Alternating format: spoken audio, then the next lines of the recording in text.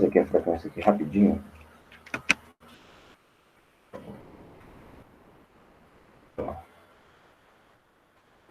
Arthur não está presente, minha família não está presente também. Evelyn Paz está presente. Ingrid, não. Alberto, Patrício, Gisele, Ian, Isabelle, Ítalo. Deixa eu ver. Voando, hein? Joana. Bom, Lucas não. Nem José Mateus. Julia Evelyn. Laura. Lavinha. Letícia Ribeiro. Lisa Ricardo, não está. Maria Lúcia. E Sara. Pronto. Só esses 13 alunos, né?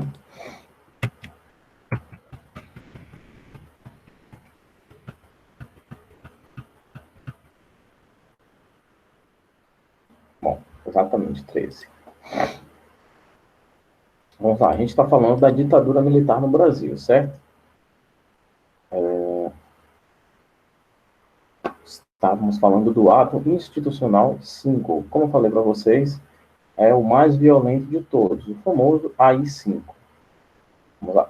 A gente vai, por sinal, a introdução do nosso parágrafo começa falando exatamente essas minhas palavras.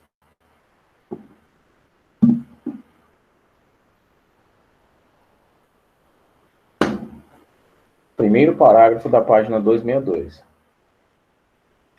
262, né? Isso. O AI-5 foi considerado o mais violento, censurador e arbitrário de todos os atos institucionais. Temendo a rigidez desse ato, o deputado Moreira Alves refugiou-se fora do Brasil. Dentre os principais pontos do AI-5, destacaram-se a concessão de poderes ao presidente de fechar o Congresso Nacional, como a gente havia até dito, né? Só para retomar essa leitura.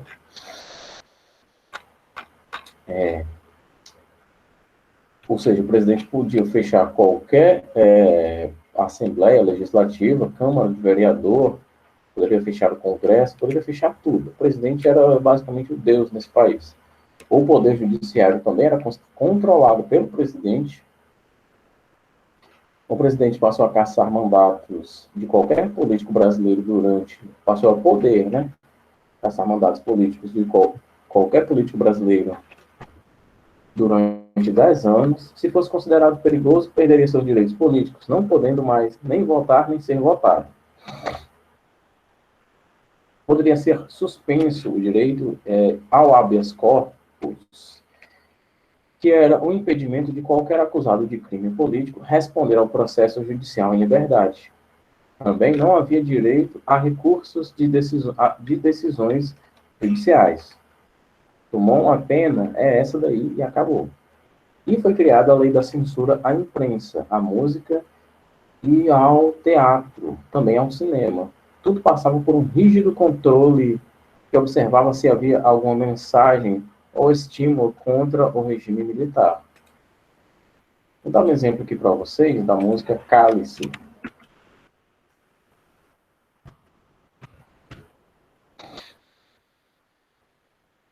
Para vocês verem que a música foi proibida de ser gravada, de ser divulgada, por conta da sua mensagem subliminar, certo? Essa imagem aqui tá tão ruim. Deixa eu pegar aqui uma mais bonitinha. Essa aqui tá melhor. Não, peraí.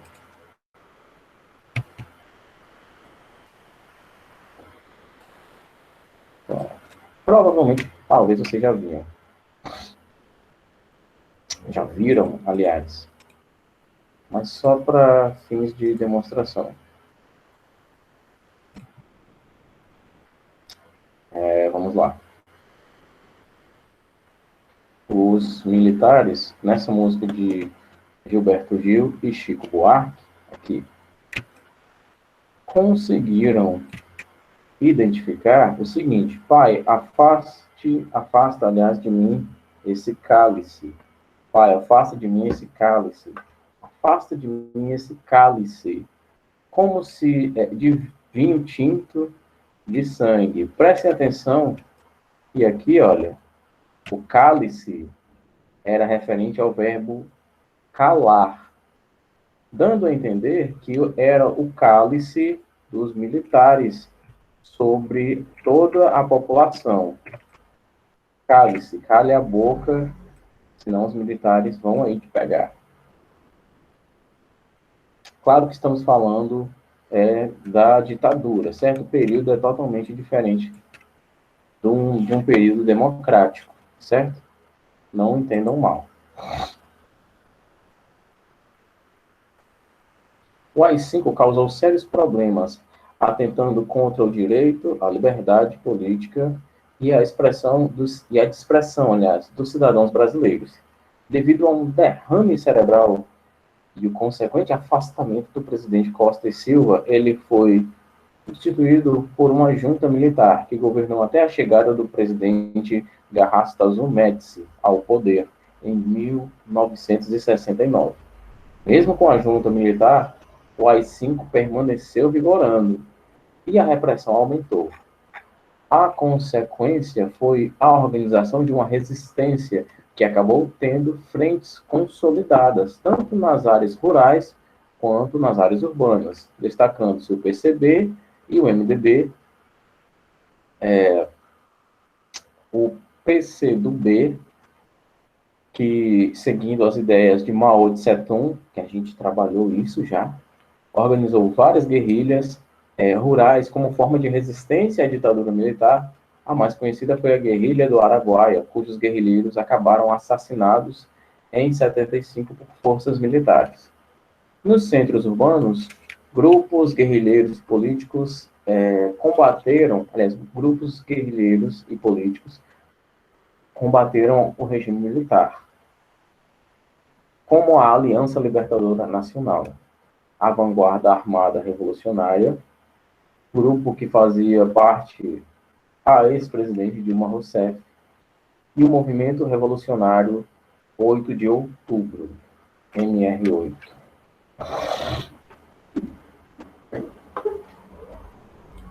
Esse MR8, o 8 de outubro, é em homenagem ao Che Guevara, certo? Homenageando o dia que ele foi capturado. O Ernesto Che Guevara foi capturado em 8 de outubro de... E agora, Carlos? 8 de outubro de 67. Até porque o MR8 tinha outro nome. Era Dissidentes do Rio de Janeiro. Se não me engano, era esse o nome.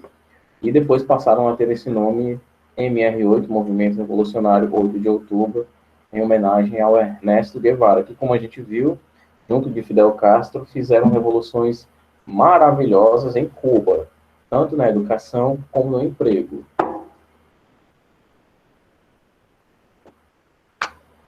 Não é à toa que os médicos cubanos são reconhecidos mundialmente. Só que no Brasil que tem esse preconceito que muitas vezes é traduzido como um atestado de ignorância. Sendo que em Cuba se tem, como eu já falei, um dos melhores sistemas de saúde do mundo, dos melhores sistemas de educação do mundo também.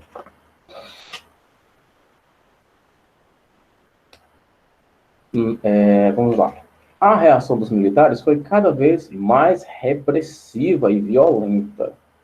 Com mais 2 atos institucionais, o governo criou o dispositivo de expulsar do país qualquer pessoa que fosse contrária ao regime militar, né, ou que ameaçasse o regime militar. Também criou algumas instituições que ajudavam a exercer o controle social sobre o povo, como o temido e torturador DOI-CODE, Destacamento de Operações de Informações, e o Centro de Operações de Defesa Interna. Basicamente, eram 2 organizações criadas para... É complicado falar isso nessa turma, mas não eram instituições que faziam o bem. Acho que é isso que vocês podem saber por enquanto. E não, do contrário do que algumas pessoas pensam, se tivesse em casa, isso não teria acontecido. Se estivesse na igreja, isso não teria acontecido. Não é bem assim, tá? Não é bem assim que as coisas acontecem. Abre aspas. Primeira questão. Na presidência da República, em regime que atribui ampla autoridade e poder pessoal ao chefe do governo, o senhor João Goulart constituir-se-á, sem dúvida alguma, no mais evidente incentivo a todos aqueles que desejam ver o país mergulhado no caos, na anarquia, na luta civil. Manifesto dos Militares à Nação, 29 de agosto de 61. O fato o que, de fato, incomodava os militares no governo João Goulart, a ponto de derrubarem o governo? Essa daqui tá até fácil, né? Essa aqui tá fácil. A gente tem as reformas de base, a gente tem distanciamento com os Estados Unidos, a gente tem a aproximação com a União Soviética, nós temos um monte de coisas aqui que incomodavam, aliás, a aproximação com a União Soviética e com a China também, tá? Então a gente tem aqui vários elementos que incomodavam os militares, a ponto de quererem derrubar o governo de Jango. Como fizeram, né? E só lembrando, ditadura mesmo, tá? Quem usa a expressão regime militar está usando uma figura de linguagem que é chamada de eufemismo, certo? Para aliviar as coisas. Se não fosse ditadura, não teria havido uma redemocratização. Não é verdade? Claro, isso é um pensamento bem grosseiro. Explique o uso do termo anos de chumbo para o período da ditadura militar no Brasil. Vamos lembrar do porquê de os anos de chumbo, fazendo referência aos, como que eu posso dizer para vocês, ao cancelamento dos direitos individuais e coletivos, certo? Foram retirados esses direitos com pretexto de uma possível ameaça soviética, comunista, toda essa coisa delirante que, desde o começo da década de 60, algumas pessoas sem o menor estudo sobre o assunto vêm falando ao longo de toda a história do Brasil, de 60 para cá. Né? Chega a ser curioso. E, claro, durante esse período, vamos lembrar também que quem fosse contrário ao regime era perseguido, preso, torturado, morto, em alguns casos esquartejado, como foi o caso de Stuart Angel, foi arrastado de carro durante um dia inteiro, teve sua boca colocada no escapamento de um veículo lá na base aérea do Galeão. Uma coisa assim de filme, um assassinato terrível.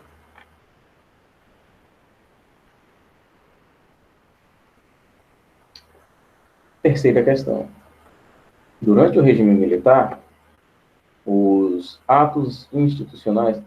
sobre o Stuart Angel, tem até uma mensagem subliminar numa música do... Como é o nome? A música é 1964, Duas Tribos, do Legião Urbana. Não sei se vocês gostam. Entre aspas, interessante. Depois que Stuart Angel foi morto pelos militares, a sua mãe, a Zuzu Angel, ambos com dupla cidadania, buscaram, no caso a Zuzu Angel tinha cidadania brasileira e americana, buscou ajuda de várias instituições para querer saber do paradeiro do filho dela. E mataram o filho dela por quê? Porque ele fazia parte de movimentos contrários ao regime ditatorial que havia se instalado no Brasil. Resumindo, a Zuzu Angel passou a incomodar os militares, de modo que ela acabou morrendo num acidente de trânsito bem interessante de se pesquisar sobre o assunto, tá? Para não deixar muita coisa aqui exposta, mas vamos lembrar aqui dos termos Stuart Angel, Zuzu Angel. Ambos morreram supostamente pelo regime militar. A Zuzu é uma suposição. O Stuart já foi comprovado pela Comissão Nacional da Verdade que ele foi assassinado pelos militares. No caso, os Angel, os anjos. E nessa música é interessante que ele diz o bem contra o mal. A música fala sobre esse contexto da ditadura militar no Brasil. É o bem contra o mal. E você de que lado está? Eu estou do lado do bem, com a luz e com os anjos. No caso, fazendo uma referência a essas pessoas, certo? Que foram assassinadas. O Stuart e a sua mãe Zuzu. Ambos com o sobrenome Angel. É uma música bem interessante. Terceira questão, acho que a gente parou na 3, né? Durante o regime militar, os atos institucionais foram usados para governar o Brasil. Quais foram os principais pontos do AI-1? Ato institucional número 1, a gente vai encontrar lá na página 258, se eu não me engano. Na 258, peraí. Só um momentinho, gente. Na 257, perdoe. Está lá em cima. A preparação dos militares para o primeiro governo ditatorial. Ato institucional número 1. A turma 3 está lá. Quais foram as principais medidas do ato institucional 4? Consequentemente, vai estar nas páginas seguintes, tá bem? Quinta questão. O regime militar brasileiro iniciou com significativo apoio da classe média no Brasil. Porém, um fato acabou fazendo com que ela mudasse de lado e começasse a reagir contra essa situação. Só dói quando é na gente, né? Que fato foi esse? Comente. Vamos lembrar 70% da resposta, é isso aqui, do assassinato daquele estudante, naquele movimento que teve, o estudante Edson Luiz, lá em março de 68, se não me engano, março de 68, com apenas 4 anos da instauração da ditadura no Brasil, a classe média mudou de lado, porque um estudante que pertencia à sua classe acabou sendo assassinado por um policial. Sendo que o rapaz estava protestando contra o quê? Olha só, ele estava reivindicando melhores condições no restaurante universitário. Pô, reclamando da comida, ele estava só pedindo uma melhor qualidade na comida e pá, morreu.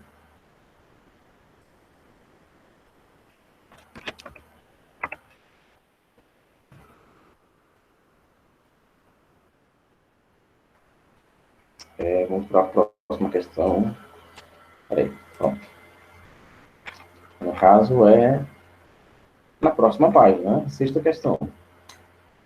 O que foi um ato institucional número 5? Quais foram as suas principais medidas? Vamos lembrar que a gente acabou de ler, certo? Lá na 262. A resposta da sexta questão está na página 262. Mais violento, mais brutal, mais ditatorial ato de todos, dando poderes de um rei para o presidente. E, gente, isso acabou. Isso acabou aqui, olha, em 1985. Não foi no período de ocupação da América, não foi no período de colonização do Brasil. Foi agora. Pô, nossos avós, nossos pais viveram esse período. Sétima questão.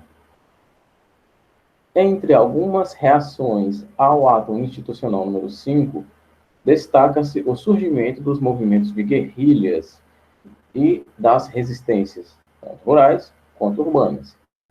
Cite as principais. Das principais, para não dizer que é a principal, certo?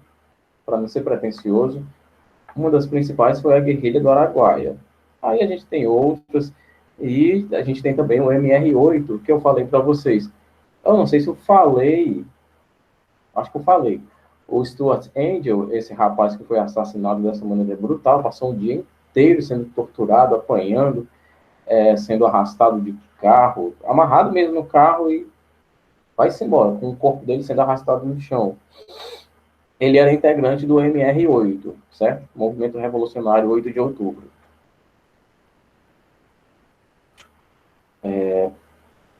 Essas questões vão ficar para casa, também dá para, só para recapitular aqui de onde é, da 263 até a 265. O governo Médici, o milagre econômico. Após a constatação de que Costa e Silva não poderia reassumir a presidência do Brasil devido a uma grave doença, chegou ao cargo de presidente o general Emílio Garrastazu Médici, também visto como um linha dura. Não teve presidente bom nesse período. Misericórdia. Médici foi considerado o presidente militar mais violento da história do Brasil. Além de ter sido um período marcado por perseguições, mortes, torturas, mortes a opositores, houve também um aumento da censura, impedindo cada vez mais a ocorrência de manifestações políticas e artísticas. O Brasil mergulhava num período de exceção. Durante seu governo, a propaganda e o sentimento nacionalista e patriótico que nunca existiram no Brasil, principalmente atualmente, né, onde os que se dizem patriotas se ajoelham para a bandeira imperialista dos Estados Unidos. No mínimo irônico. No mínimo irônico. Durante seu governo, a propaganda e o sentimento nacionalista e patriótico foram bastante explorados. Expressões como Brasil, ame-o ou deixe-o e ninguém mais segura este país eram usadas no sentido de que o povo brasileiro reafirmasse seu amor ao Brasil e, assim, esquecesse ou não percebesse os crimes políticos e penais cometidos pela ditadura militar de Médici também, né, pelo regime militar de Médici. A busca pela alienação da população brasileira parece que deu certo. Era fundamental para a implementação de políticas repressoras. Dentre as ações para distrair a atenção do povo, destacou-se a redução de preço dos ingressos dos Jogos do Brasil. Engraçado, né? Como o brasileiro se ilude com tanta besteira. O governo chegou a intervir na seleção brasileira de futebol, pressionando o então treinador João Saldanha a convocar Dário, o Dadá Maravilha, para a Copa do Mundo de 1970. Saldanha não aceitou isso e renunciou ao cargo. Em seu lugar foi colocado Zagallo, que acabou convocando Dário. A criação da música Pra Frente Brasil, que destacava o nacionalismo e a pátria brasileira por meio da Seleção Brasileira de Futebol, foi mais um recurso para estimular o nacionalismo e distrair a população com o futebol, enquanto as práticas repressoras de Médici continuavam a acontecer sem a percepção da maioria dos brasileiros. Chega a ser curioso o fato de as eleições presidenciais acontecerem no mesmo intervalo de 4 em 4 anos que a Copa do Mundo. Chega a ser curioso, parece acaso. Tem que ter uma inocência enorme para acreditar que essas coisas nesse país são por acaso. Pouquíssimas coisas nesse país são por acaso.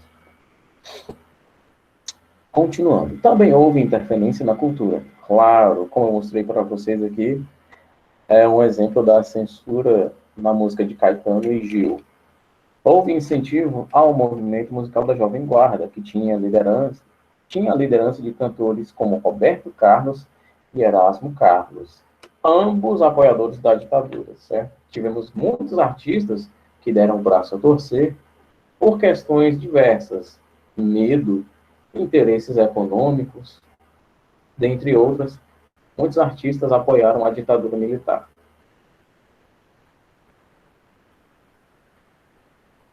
Quando falo artista, eu falo de tudo mesmo. Atriz, ator, cantores, músicos, escritores, pintores, etc. Já que essa corrente musical afastava os jovens brasileiros de movimentos artísticos e musicais de protesto, cujos principais ícones eram Chico Buarque, Caetano Veloso e Gilberto Gil. O presidente Médici pressionou o então treinador da seleção brasileira, só explicando aqui o que já aconteceu, né? O Saldanha, e ele renunciou, então o Zagallo assumiu. A maioria dos movimentos de resistência urbanos e rurais foram atacados e destruídos durante o governo de Médici. Quando a gente fala destruído, a gente fala quem não escapou morreu. Apenas a guerrilha do Araguaia, liderada pelos comunistas do PCdoB, conseguiu resistir um tempo, cerca de 3 anos, sendo derrotada já em 75 no governo de Ernesto Geisel. Líderes como Carlos Marighella e Carlos Lamarca foram assassinados, assim como muitas outras lideranças políticas da AVAR e do MR8. Com forte propaganda e incentivo à manifestação do futebol,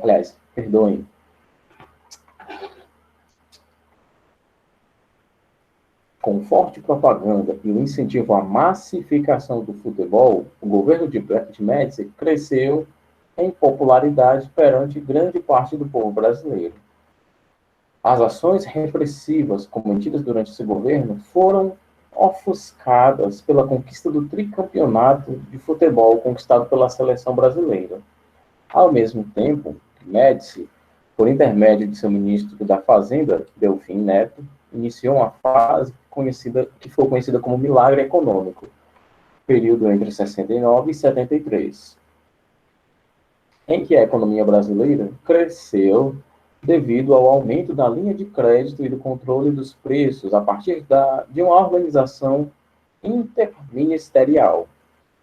O PIB chegou a 12,2%, 11,2% de crescimento, e a inflação foi reduzida. O poder de consumo da classe média, classe que apoiou a ditadura desde o seu começo, se fortaleceu mais uma vez, o que acabava por gerar uma aceitação de Médici.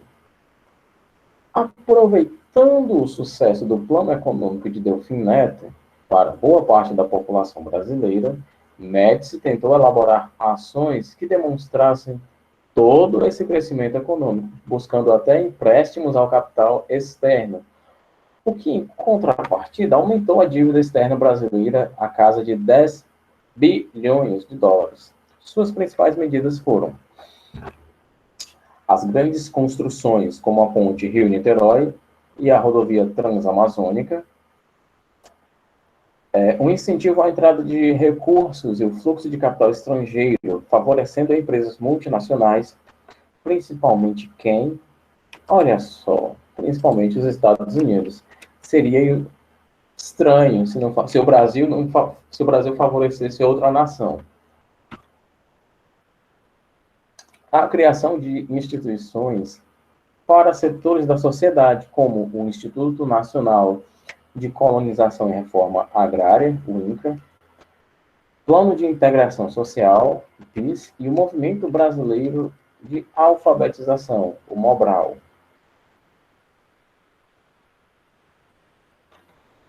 Vamos avançando para a próxima página. No caso, página 268. O chamado milagre econômico, que inicialmente teve crescimento aceitável, perdoem, logo não se sustentou por ser um programa econômico consistente, por não ser um programa econômico consistente e nem ter justa distribuição de renda. O falso poder de consumo estimulado por Médici atingia apenas a classe média. As classes mais pobres continuavam com graves dificuldades financeiras e sem acesso a direitos básicos, como saúde, educação e habitação.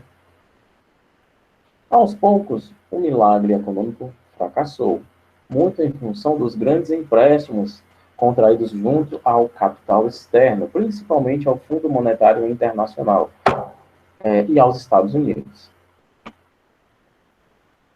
As altas dívidas contraídas aumentaram a inflação, que chegou a 34,5%, e a crise econômica tomou conta do Brasil.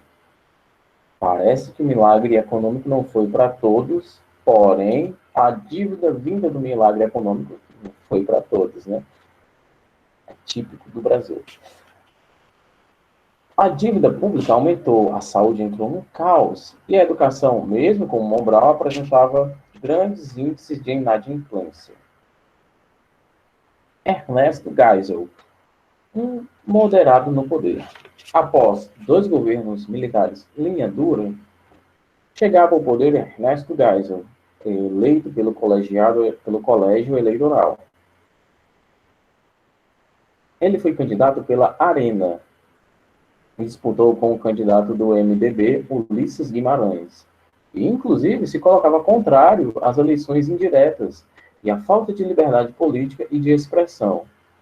Embora fosse considerado moderado, seu regime era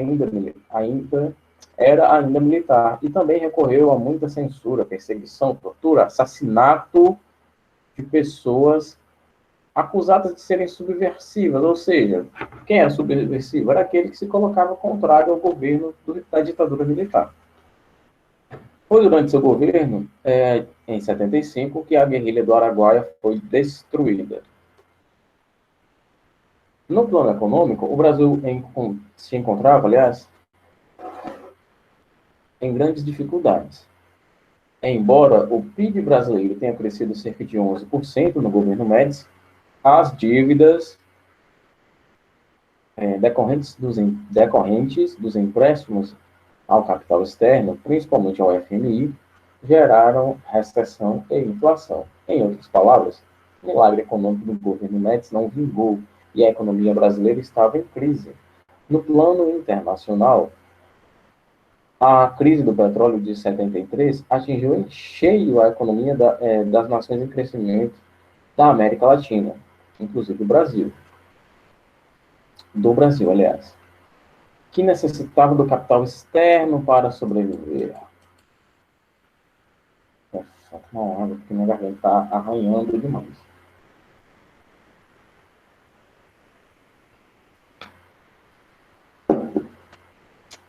Em 76, foi criada a Lei Falcão, que proibia a organização de campanhas eleitorais por meio dos veículos de comunicação. Além disso, em 13 de abril de 77, Geisel lançou o Pacote de Abril, uma série de medidas que limitou as ações do Congresso e estabeleceu decretos-leis. Dentre eles, o que ampliava a duração do mandato presidencial de 5 para 6 anos. Inconveniente, né, presidente Geisel? Geisel também determinou que 1/3 dos senadores fossem escolhidos de forma indireta pelas assembleias estaduais. Tais medidas colaboraram para a desarticulação da oposição ao seu governo, evidenciando, desse modo, uma reabertura política lenta e gradual.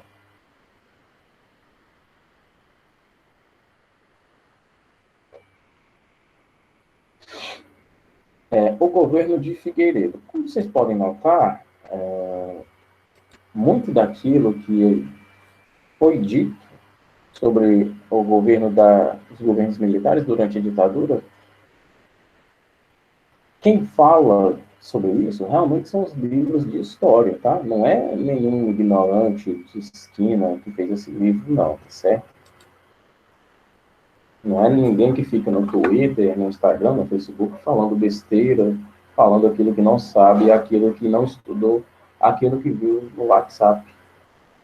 São informações muito confiáveis e muito consistentes desses livros, tá certo? Confiem naquilo que vocês estudam com fontes bem confiáveis, com fontes verídicas, né? Não é aquilo que te disseram, que chegou pelo WhatsApp, aquilo que o amigo disse que é a verdade, certo? Procurem a fonte das informações para que vocês tenham uma real consciência das coisas, como aconteceram, por que aconteceram. Assim vocês podem escolher melhor o lado que vocês querem tomar. Para a vida de vocês, é claro. E isso é individual. A chegada de João Batista Figueiredo à presidência do Brasil foi marcada por uma clara tentativa de reabrir a política, principalmente pela pressão dos Estados, pela própria pressão dos Estados Unidos, que defendia novamente um mercado aberto baseado na liberdade econômica e política. Claro, se fosse outro modelo econômico e a ditadura fosse favorável a esse modelo de mercado, os Estados Unidos iam apoiar a ditadura. Mas como eles estavam defendendo o mercado aberto, apoiaram o fim da ditadura. Assim como eles apoiaram o começo da ditadura, de acordo com seus interesses, apoiaram o fim para os seus interesses. Como disse, governo estadunidense não faz nada de graça. As ditaduras na América Latina cumpriam uma função específica de impedir que os soviéticos crescessem e se fortalecessem, o que ameaçaria os interesses norte-americanos. No entanto, nos anos de 1980, a União Soviética já caminhava para uma abertura política e econômica, principalmente por meio do presidente soviético Mikhail Gorbachev. Dessa forma, para os norte-americanos, não havia mais sentido manter ditaduras militares. Assim, a América Latina, e particularmente o Brasil, deveria buscar esse caminho. Bom, a gente vai encerrar aqui na página 269. Basicamente, a aula acabou. Deu a hora, certo? Amanhã a gente se vê novamente para tratar daquelas questões de geografia, certo? Questões que eu digo que nós estávamos lendo, tá? Os assuntos, aliás, eu usei a palavra errada. E vocês vão ficar com essas questões aqui de história para entregarem na próxima semana, tá bem? Bom, espero que vocês tenham gostado da aula, espero que tenha tido muita informação útil e muita informação esclarecedora, certo? Realmente espero muito isso. E a gente se vê amanhã. Não esqueçam, confiem naquilo que vocês estudam, certo? Isso é o mais importante. Eu vou ficando por aqui. Um abraço em todos vocês e a gente se vê amanhã. Até mais, meus queridos. Tudo de bom.